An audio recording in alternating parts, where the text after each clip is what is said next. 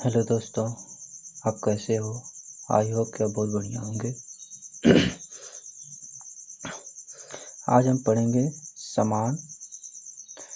घन समान पृष्ठ घनत्व की धन तथा ऋण आवेशित समांतर चालक प्लेटों के बीच तथा बाह्य वैद्युच्छेद की तीव्रता। यानी धन और ऋण आवेशित दो प्लेट होंगी। उन दोनों प्लेटों के कारण हम प्लेटों के बीच में और प्लेटों के बाहर वैद्युच्छेद की तीव्रता ज्ञात करने के लिए पढ़ेंगे। तो आइए देखते हैं।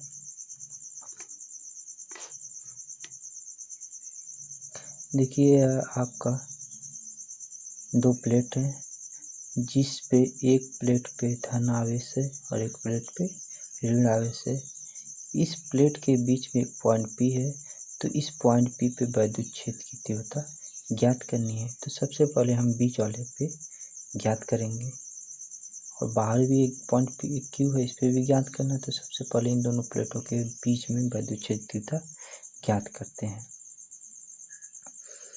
तो हमने लिखा है, माना अनंत विस्तार की दो चालक प्लेट निर्वात में परस्पर समान रखी हैं, जिन पर क्रमशः प्लस क्यू और माइनस क्यू आवेश है। प्लेट के निकट स्थित होने के कारण आवेश प्रत्येक प्लेट के केवल भीतर पृष्ठ पर होगा। तो दो प्लेट के पृष्ठ आवेश घनत्व क्रमशः प्लस सिग्मा और माइनस सिग्मा होंगे। यानी इन दोनों प्लेट अगर पास होंगे प्लस और माइनस, तो इन दोनों प्लेट पे जो आवेश होगा वह इन प्लेटों के भीतर, यानी ये जो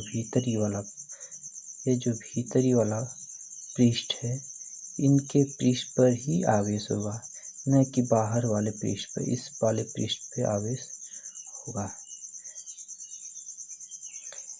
और इनका जो घनत्व, पृष्ठ आवेश घनत्व होगा, वह प्लस आवेश वाले पृष्ठ पर प्लस आवेश सिग्मा घनत्व होगा, और माइनस वाले प्लेट पर माइनस सिग्मा घनत्व होगा।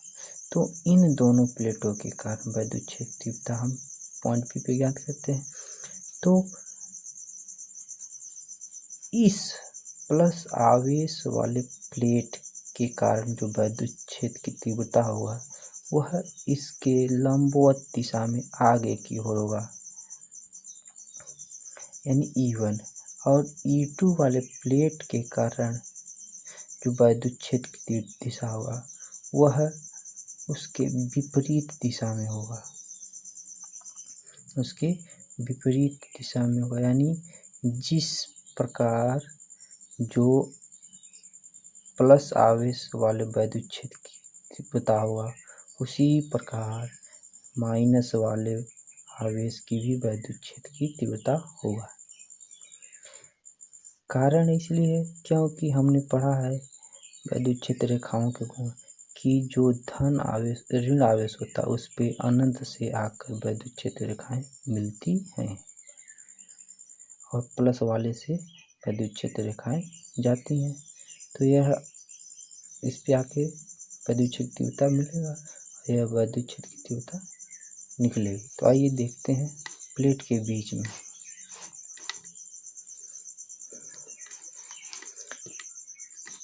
हमने लिखा प्लेट के बीच में। प्लेट के बीच में स्थित किसी बिंदु P पर प्लेट एक के कारण वैद्युच्छेद की तीव्रता। हमने अगले वीडियो में पढ़ा है कि किसी एक प्लेट के कारण जो वैद्युच्छेद तीव्रता होता है, वह E σ/2 एप्सिलॉन नॉट होता है।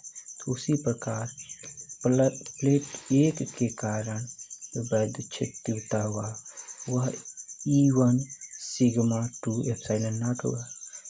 फिर बिंदु P पर प्लेट 2 के कारण वैद्युच्छेद तीव्रता, सेम वही कंडीशन यहाँ पे भी होगा। E2 बराबर हो जाएगा σ/2 एप्सिलॉन नॉट। तो चूँकि E1 व E2 की दिशा समान है अतः बिंदु P पर वैद्युत क्षेत्र की तीव्रता, यानी इन दोनों प्लेटों के कारण जो वैद्युत क्षेत्र की तीव्रता है वह समान है, और समान होने के कारण उनकी परिणामी वैद्युत क्षेत्र की जो तीव्रता होगा वह ऐड हो जाएगा, वह बीजगणितीय योग के बराबर होगा, अर्थात E बराबर E1 प्लस E2। तो E1 का जो वैल्यू है सिग्मा अपान 2 एप्सिलॉन नॉट यहाँ पे पुट कर देंगे, और E2 का जो वैल्यू है सिग्मा अपान 2 एप्सिलॉन नॉट यहाँ पे रख देंगे, और दोनों को जोड़ दिया जाएगा तो हमको इक्वेशन प्राप्त हो जाएगा E sigma upon 2 epsilon not, अर्थात यह जो होगा 2 सिग्मा अपान 2 एप्सिलॉन नॉट हुआ, 2 से 2 कैंसिल हो जाएगा तो वैल्यू प्राप्त हो जाएगा E बराबर सिग्मा अपान एप्सिलॉन नॉट। अतः दो आवेशित ऋण और धन आवेशित प्लेटों के बीच में वैद्युत क्षेत्र की तीव्रता E बराबर सिग्मा अपान एप्सिलॉन नॉट होगा। अब इन दोनों प्लेटों के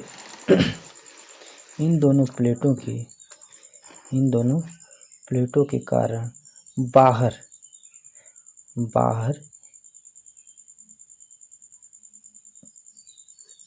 एक पॉइंट Q है, इस पॉइंट Q पे वैद्युत क्षेत्र की तीव्रता क्या होगा, तो इस धन आवेशित प्लेट के कारण जो वैद्युत क्षेत्र की तीव्रता वह आगे की ओर बढ़ेगा, और ऋण आवेश के कारण वैद्युत क्षेत्र की तीव्रता वह विपरीत दिशा में, अर्थात वह ऋण आवेशित प्लेट पे आके मिलेगा।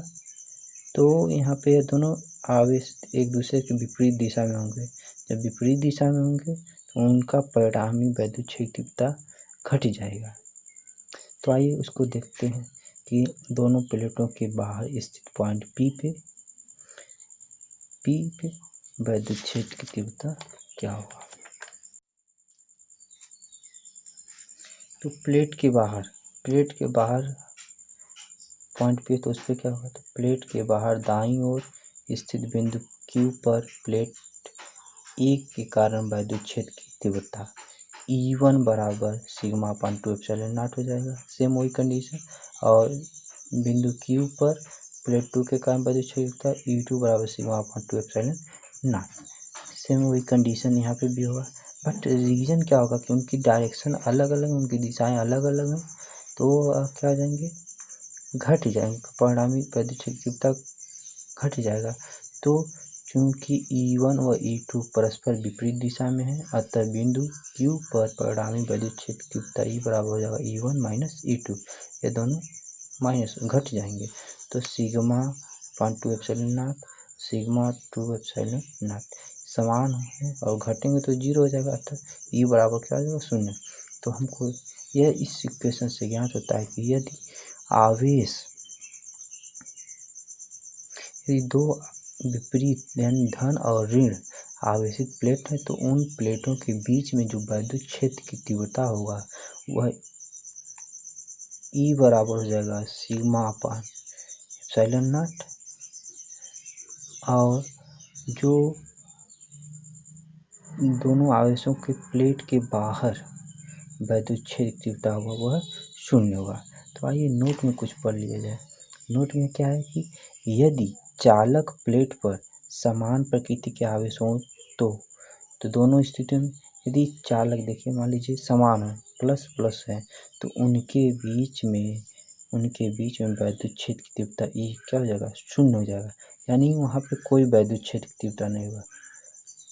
और बाहर जो होगा E बराबर सिग्मा अपान एप्सिलॉन नॉट, बाहर होने का मतलब है कि बाहर किसी अनंत पे कोई ऋण आवेशित प्लेट होगा, और ऋण आवेश होगा, और उसके कारण जो वैद्युत क्षेत्र होगा E बराबर सिग्मा अपान एप्सिलॉन नॉट हो जाएगा। और उसी प्रकार माइनस वाला जो होगा, माइनस वाले प्लेट अगर होंगे तो उन पे भी वही कंडीशन है, उनके बीच में जो वैद्युत क्षेत्र की तीव्रता है 0 हो जाएगा, प्लेट के बाहर जो होगा वह E बराबर सिग्मा अपान एप्सिलॉन नॉट होगा। आई होप कि आपको समझ में आया होगा।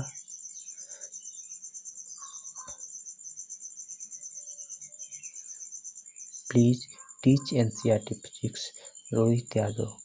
इस चैनल को सब्सक्राइब करिए, लाइक करिए, शेयर करिए। आप लोगों से विनम्र निवेदन है, आप लोग डेली टू डेली वीडियो देखते हैं परंतु सब्सक्राइब नहीं करते हैं। सब्सक्राइब कर दीजिए प्लीज़, आप लोगों से रिक्वेस्ट है। धन्यवाद।